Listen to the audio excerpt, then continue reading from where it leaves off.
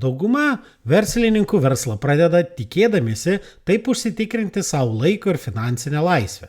Tačiau realybė tokia, kad verslų kūrėjai negali atsitraukti nuo savo verslo nei vienai dienai, kitaip tas verslas sugrius. Ir vietoj laisvės, lankstumo ir laisvo laiko pastovus stresas dėl nepatenkintų klientų, banguojančių užsakymų kiekio, nestabilių pinigų srautų. Kartais atrodo, dar vienas klientas, vienas projektas ir viskas pagerės. Tačiau vėl kas nors nutinka ir tas pagerės, nutolsta, streso lygis nemažėja. Vietoje lauktos laisvės dažnas verslininkas tampa savo verslo įkaitu. Neretai verslą pradėję žmonės pasijunta tarsi pakliuvę į spąstus, savininko spąstus. Išsilaisvinti iš tų spąstų nėra sudėtinga. Tiesiog reikia susisteminti versle vykstančius procesus ir pradėti veikti kaip verslininkui, o ne amatininkui. Tačiau paprasti dalykai nebūtinai yra lengvi. Todėl kviečiu prisijungti prie spalio mėnesį startuosiančios jau 16-osios specialios verslo vadovų įgūdžių tobulinimo programos nuo amato prie verslo grupės. Jau šimtai įmonių savininkų pasinaudojo šitą nuo amato prie verslo sistema, reikšmingai patobulino savo verslus ir dabar ne tik turi geresnius finansinius rezultatus, bet ir turi daug daugiau laisvo laiko savo. Todėl gali ir rezultatais pasidžiaugti, ir pabūti su artimai žmonėm, ir užsiimti jiem patinkamą veiklą. Daugiau informacijos rasite puslapyje www.amatasverslas.lt.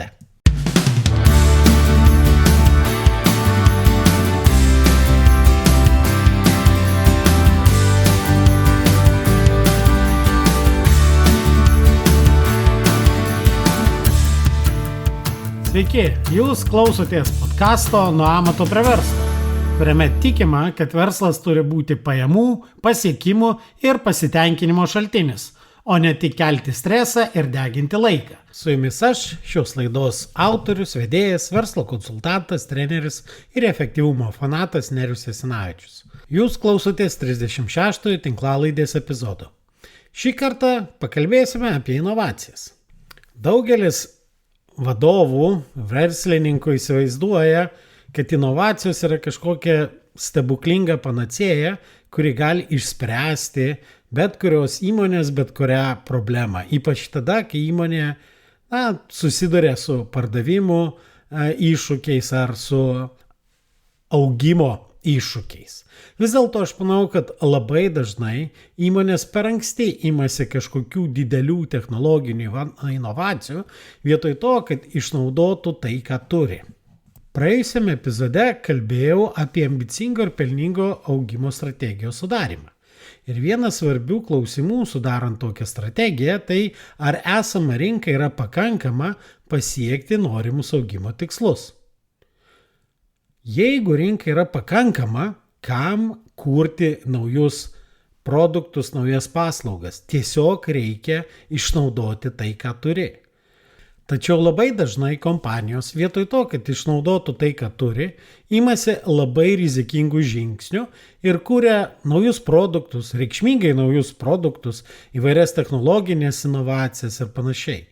Taip, žinoma, inovacijos tai tikrai neblogas būdas įgauti ilgalaikį konkurencinį pranašumą. Tačiau ne visuomet tos inovacijos turi būti rizikingos. Pasižiūrėkime, koks geriausias būdas ir nuo ko reiktų pradėti daryti tas inovacijas. Pirmiausiai, aptarkime inovacijų riziką. Inovacijos tai visada vienokia ar kitokia naujovė. O naujovės turi tam tikras rizikas. Pirmiausiai, tai yra pirmo karto bauda.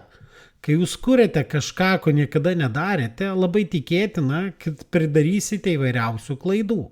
Nes einate neištirtas teritorijas, galbūt nauji klientai, naujos technologijos, nauji produktai ir panašiai.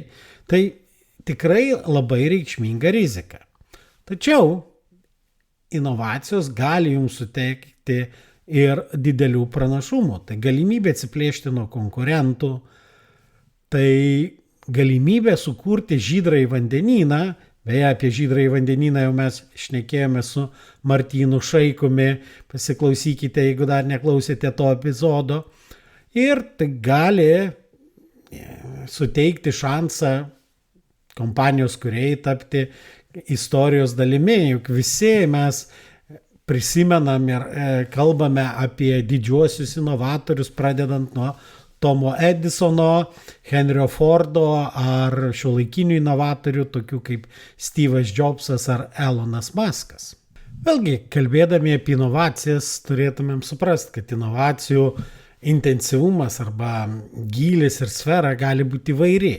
Tai gali būti verslo modelio inovacija, tai gali būti tiesiog pasiūlymo rinkai inovacija ir aišku, sudėtingiausios ir rizikingiausios, tai yra įvairios produktų ir technologinės inovacijos. Kada tikrai reikia imtis sudėtingų, rimtų technologinių inovacijų, ne kiekviena įmonė turi iškart daryti inovacijas. Jos gali puikiai išnaudoti tai, ką turi. Bet jeigu įmonė jau užima reikšmingą rinkos dalį, ne mažiau negu 50% rinkos dalies ir galbūt pasaulinės rinkos arba tos mokios rinkos dalies, arba yra reikšmingai besitraukiančioje rinkoje, tada kompanijai verta galvoti apie ėjimą į kitas rinkas ir kažkokias rimtas produktų ir paslaugų inovacijas. Taip pat inovacijos yra būtinos įmonėms, kurios veikia technologinio progreso valdomose aplinkose. Pavyzdžiui, mobiliųjų telefonų gamintojai, televizorių gamintojai, jie negali daryti inovacijų dėl labai paprastos priežasties. Tiesiog tokioje aplinkoje tos technologinės inovacijos jau tapo būtina sąlyga. Nes kiekvienas telefonų gamintojas kas 3 mėnesius išleidžia naują modelį, kuris kažkiek geresnis ar naują kompiuterį, ar naują televizorių. Tačiau daugeliui kitų sferų nereikia tokių reikšmingų technologinių inovacijų daryti, nes tai reikalauja didelių pastangų, bet neužtikrina sėkmės. Jeigu jūs nesate apskritai naujų technologijų kūrimo versle, jūs nesate tas toks vystymo ar R&D verslas, kuris iš principo nuo nulio kuria technologijas, tada jūs galite vadovautis labai paprastu inovacijų kūrimo procesu ar seka, kuris susideda iš 4 esminių žingsnių. Pirmas žingsnis yra vertės pasiūlymo patobulinimas. Tai yra, ką jūs norite geresnio pasiūlyti savo klientui. Toliau peržiūrėti, koks turėtų būti verslo modelis. Toliau įgyvendinimo plano sudarimas ir pristatymas naujos kartos produktą ar paslaugą rinkai. Visgi, jeigu jūs pakliūnat į tokį inovacijų kūrimo sūkurį kaip mobiliųjų telefonų gamintojai ar kiti technologiniai žaidėjai, jūs galite susidurti su tokiom problemom, taip vadinamom inovacijų spąstais, kad, pavyzdžiui, maži pokyčiai, kuriuos jūs darote, bet jie liks kliento nepastebėti. Štai pasižiūrėkime tam pačiam mobiliajam telefone. Naujas modelis 10 gramų lengvesnis. Bet ar tai yra toks reikšmingas pokytis, kurį klientas pastebės? Galbūt technologiškai padaryti 10 gramų lengvesnį telefoną yra tikrai sudėtinga, bet ar tai bus pastebėta kliento? Arba jūs pristatot, įdėgėt kažkokias papildomas funkcijas, kurių klientai irgi nepastebi. Tos funkcijos yra ignoruojamos klientų. Jeigu kažką labai naujo sukuriat, reikšmingai kitokio, gali būti didelis iššūkis tokius pokyčius įgyvendinti ir pateikti rinkai. Ar vartotojai tokį pokytį priims?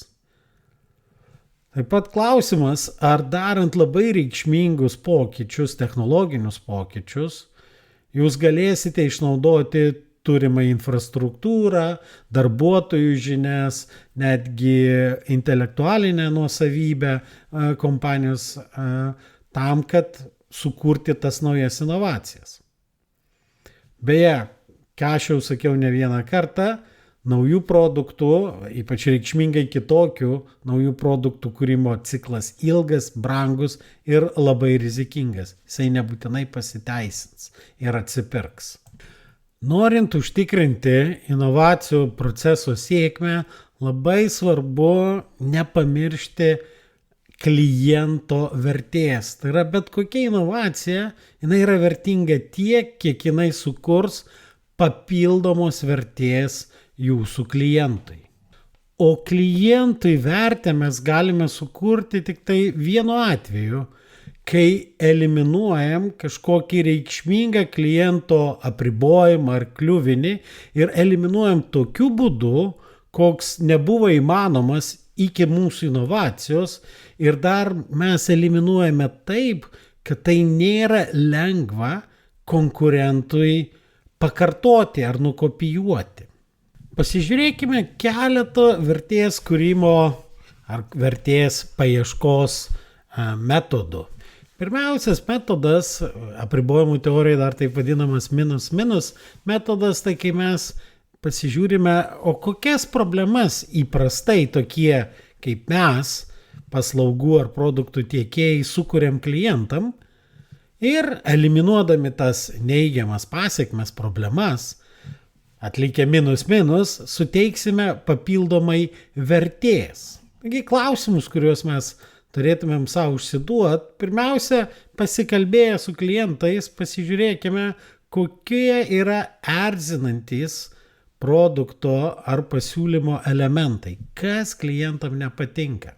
Galbūt tai yra tiesiog ilgas užsakymų įvykdymo laikas. Ir susitvarkę savo gamybinius procesus, sutrumpinę užsakymų įvykdymo laiką, be jokių kitų reikšmingų inovacijų mes jau galime susikurti konkurencinį pranašumą.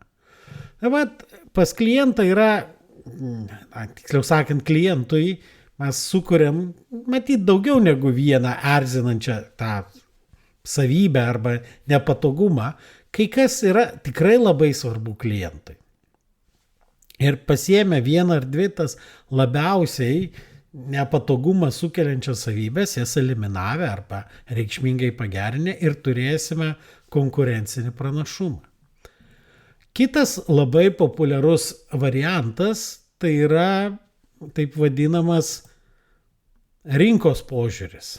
Tai yra, mes turime pasižiūrėti, kaip elgiasi skirtingi rinkos segmentai ir galbūt mes galime kažkurio vieno rinkos segmento elementus pasiūlyti kitam rinkos segmentui.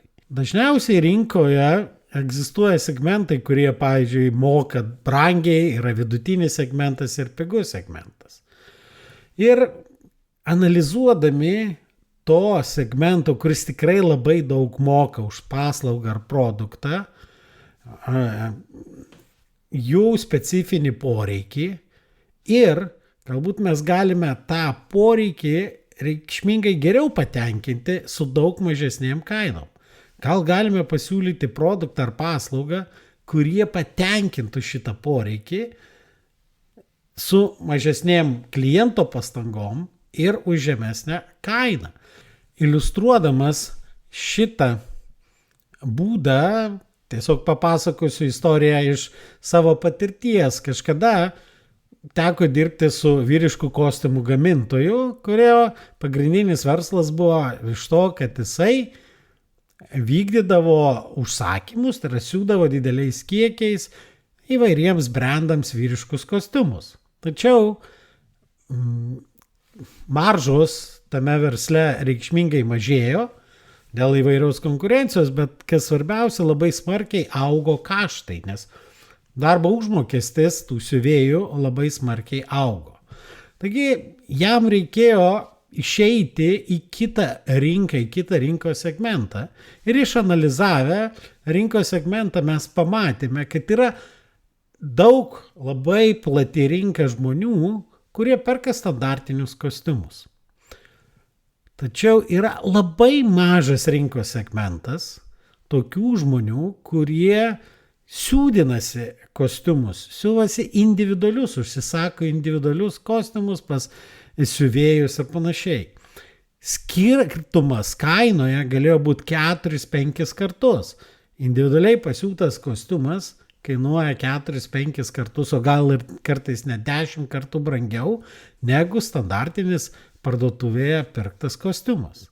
Ir tada mes užsidavėm savo klausimą. Jeigu yra uodega, jeigu yra nedaug tų klientų, kurie nepaisant ten kelių pamatavimų ir daug aukštesnės kainos vis tiek užsisakinėja individualius kostiumus, vadinasi, yra nemažas poreikis ir pas kitus klientus individualiam kostiumam, tačiau jie nenori mokėti tai brangiai arba vaikščioti 5 kartus pasimatuot pas siuvėją tą kostiumą. Bet jeigu yra uodega, tai turi būti ir šuo. Ir mes norim tą visą šunį paimti. Dėl to buvo nuspręsta pateikti rinkai galimybę, tai yra klientam sukurti galimybę įsigyti individualų kostiumą, kuris yra pasiūtas pagal tavo išmatavimus, tu pats pasirenki savo medžiagą, pasirenki pamušalą ir gauni individualų kostiumą už beveik standartinio kostiumo kainą. Va čia yra inovacija, nors realiai esminė inovacija buvo pertvarkyti gamybinius procesus taip, kad būtų galima per konvejerio liniją siūti atskirą kostiumą, o ne 1000 iš karto. Bet nieko išradinėti nereikėjo. Kostiumai eina, kostiumų gamybos technologija ta pati. Taip pat, jeigu Toyota ar kitos automobilių gamintojai sugeba pagaminti individualų automobilį, tai nieko keisto ir neturėtų būti labai sudėtinga pagaminti individualų kostiumą. Beje, ta istorija netgi aprašyta buvo verslo klasėje ir straipsnis vadinosi Vyriškų kostiumų Toyota. Galite pasigūglinti ir rasti tą istoriją pasiskaityti. Beje, tos kompanijos atstovai yra ir Lietuvoje ir jūs galite užsisakyti individualų kostiumą pagal savo išmatavimus. Tiesiog pasižiūrėkite internete puslapį www.tavokostiumas.lt. Na ir dar vienas galimas inovacijų kūrimo kelias, tai yra pasižiūrėti per produktą. Reikia pasižiūrėti, kokie produkto parametrai nėra tinkami klientui ir padaryti tokių parametrų reikšmingą pokytį. Vėlgi, kaip kalbėjome Žydrojo vandenyno diskusijoje su Martynu, reikia pasižiūrėti, kokie yra produkto paslaugos esminiai parametrai. Ir jeigu kurį nors parametrą smarkiai pakeisime į bet kurią pusę, pridėsim, sumažinsim, kaip tai paveiks klientą. Ir jeigu mes pridėję ar sumažinę prie vienokį ar kitokį parametrą, gal galim turėti kažkokį unikalų, dėl to atsiradusi unikalų sprendimą. Paimkim tą patį Ryanair ar kitos tos vadinamos pigių skrydžių kompanijos. Ką jos pasižiūrėjo? Jos pasižiūrėjo, kad jeigu nuimti iš kliento ten tą visą papildomą servisą ant žemės, kurį jisai gauna, ir neduoti jam persėdimų, o tiesiog daryti tą skrydį iš taško į tašką ir nebūtinai pačius geriausius oro uostus, tai yra nuimti bagažo priežiūrą, nuimti dar kitus dalykus arba supaprastinti tuos procesus, tai leido sumažinti išlaidų kiekį, tai yra reikšmingai sumažinti išlaidas ir pasiūlyti visiškai kitokį aviotransportą, kuris galėjo konkuruoti pagal kainas ir patogumą netgi su atrodytų visiškai pigiu transportu, tokie kaip lėktuvai, kaip traukiniai ar net autobusai. Ir galbūt tai irgi, nuėjome tam tikrus elementus ar pridėję, mes sukuriam tai, kas yra patrauklu klientui. Žinoma, kurti inovacijas smagu, ypač jeigu jos pasiseka. Tačiau istoriškai, žiūrint praeitį, inovacijos tai yra naujovės ir labai rizikingas verslo auginimo kelias. Prieš pereinant prie reikšmingų inovacijų, tikrai reikia peržiūrėti visus kitus galimus variantus, kurie padės ir dažniausiai yra pakankami tiesiog susitvarkyti savo vidinius procesus, kad užsitikrinti kompanijos tvarų pelningą augimą. Beje, nėra visiškai saugaus inovacijų kūrimo būdo, tiesiog reikia įsidėti tam tikrus reikšmingus saugiklius, kad inovacijų kūrimas nesužlugdytų jūsų kompanijos. Ir prieš pradėdami bet kokią inovaciją, pradėkite ne nuo to, ką jūs mokat padaryti geriau, bet supraskite, kas yra ir kas nėra klientai vertė ir ką klientas įvertins. Nes kad ir kokią nuostabią inovaciją sukurtumėt ir kokią nuostabų turėtumėt sprendimą, jeigu klientas tam neturi tokios problemos arba tokiam sprendime nemato vertės, jūsų tokia inovacija dėja, bet nebus sėkminga.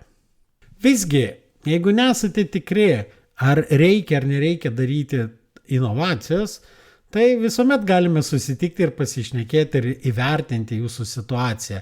Ant kiek daug reikia rizikuoti, kad pasiekti reikšmingus rezultatus. Ir dažniausiai jūs jau turit nemažai dalykų pasidarę, juos reikia tiesiog šiek tiek patobulinti ir jūs galite turėti labai gerus rezultatus. Tai šiandien tiek ir iki kitų epizodų. Dauguma verslininkų verslą pradeda tikėdamiesi taip užsitikrinti savo laiko ir finansinę laisvę.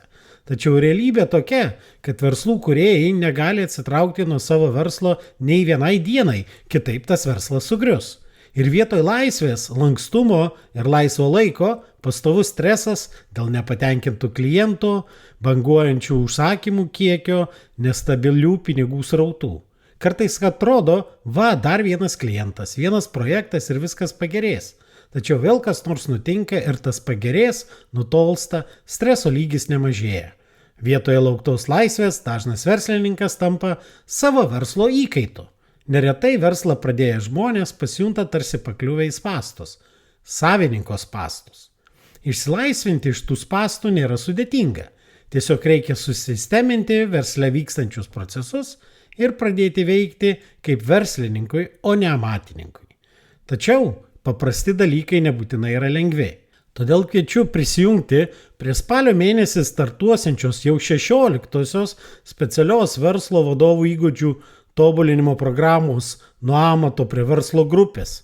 Jau šimtai įmonių savininkų pasinaudojo šitą nuo amato prie verslo sistema, reikšmingai patobulino savo verslus ir dabar ne tik turi geresnius finansinius rezultatus, bet ir turi daug daugiau laisvo laiko savo. Todėl gali ir rezultatais pasidžiaugti, ir pabūti su artimai žmonėm, ir užsiimti jiem patinkamą veiklą. Daugiau informacijos rasite puslapyje www.amatasverslas.lt. Dėkoju, kad klausėtės. Ir nepamirškite užsiprenumeruoti šį podcastą, kad visuomet gautumėte informaciją apie naujausias laidas. Taip pat būsiu labai dėkingas, jei įvertinsite šį podcastą palikdami atsiliepimą savo įprastoje podcastų platformoje. O jei pažįstate kažką, kam jūsų nuomonė šis podcastas būtų naudingas, būtinai pasidalinkite. Iki!